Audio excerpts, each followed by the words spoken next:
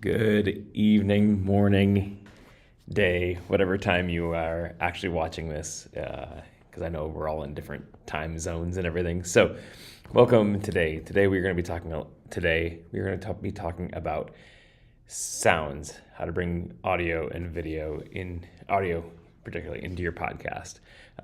If you're like me, you like recording in one shot, not doing any editing. I know that you can bring sounds in after the fact into your editor, but I don't like doing that. I like doing all of my things right at once, having my sounds in there, having everything. That way I can trim the ends off, send it up to the podcast host.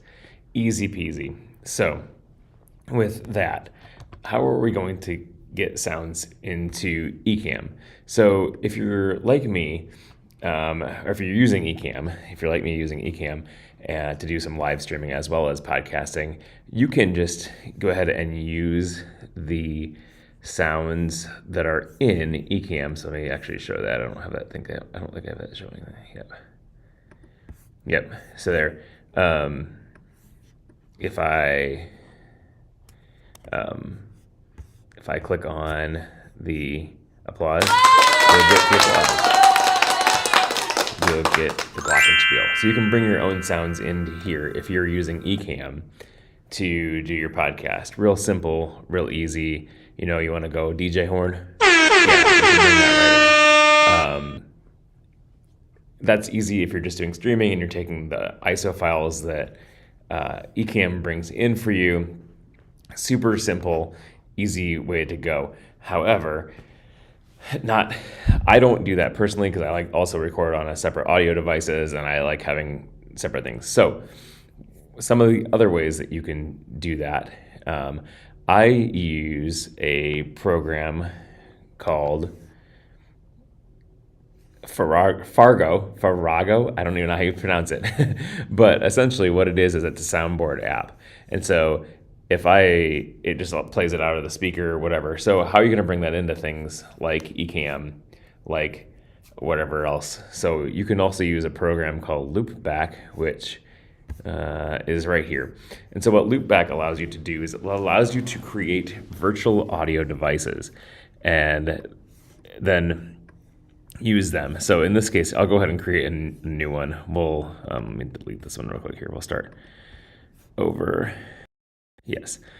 So I create a new virtual device. Right now, we'll just call it like loopback test. So whatever you name it is what's going to show up in your program. So essentially what you're saying is anything on this side is your sound source, and anything on this side is what outputs to your virtual device.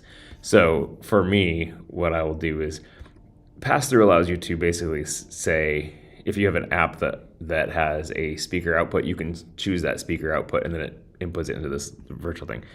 I don't want to do that. So what we're going to do is we're going to actually go in here and we're going to say, you can say, I want to take audio from a specific application and put it out. So I'm saying Farrago is what I want my audio to be.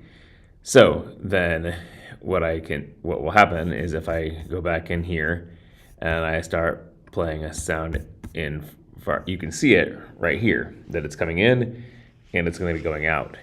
So then what I do is I'll go back to live demo mode in Ecamm, and then what I do is I want to add an audio input host here.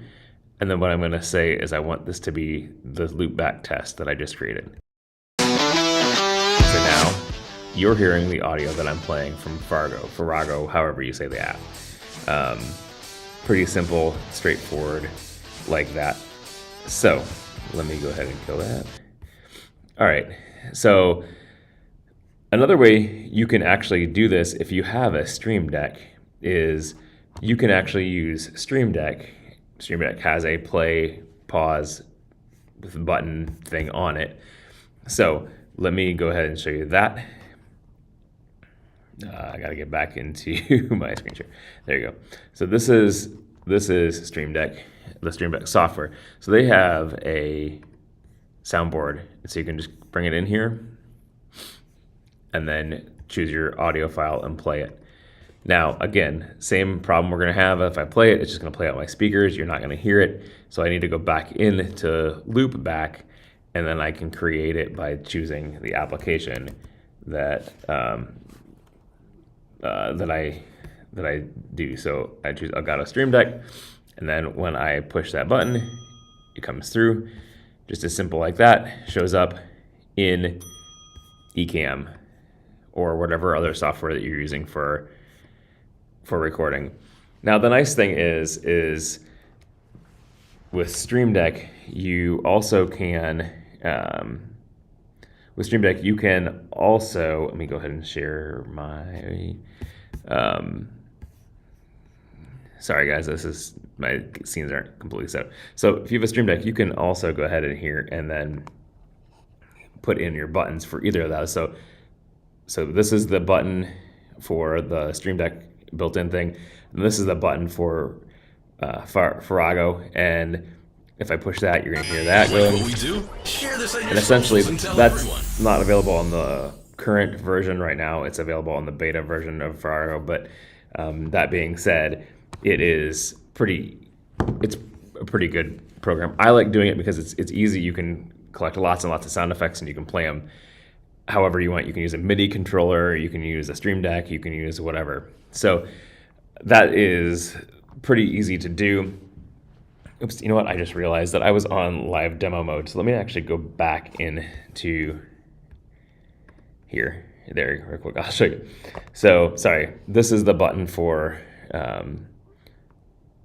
the built-in media player on Stream Deck, and then this is the one for Farrago, so you can push that. What we do? Plays in the background. Again, like I said, I like Farrago because you can load it up. You can go in here and just quickly, easily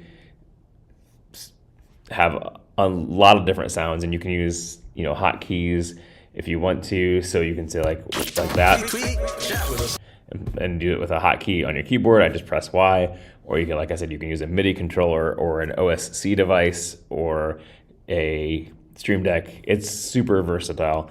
And so yeah, with that, guys, I know that this is kind of a big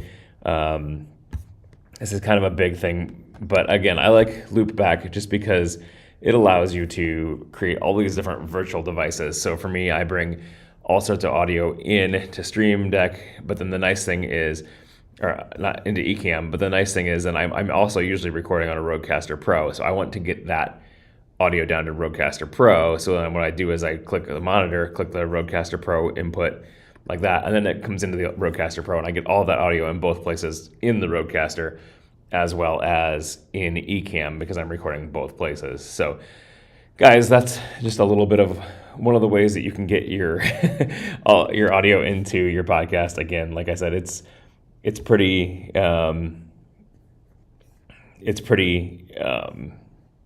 awesome. I really like that. Oh, we have a comment here. I use the Stream Deck XL, which is such a great piece of gear. I need to check out that Farrago update. Yes, the update for Farrago is not actually out yet with the buttons for Stream Deck, but it is in beta. So it should be out fairly soon. I know that they've been working on it for a while, but I am a beta tester for it. So yeah, the Stream Deck is a great piece of software. I mean hardware. But yeah, the Farrago is nice. I like that. Again, I know that I can do sounds in Ecamm right there, but a lot of times I just don't.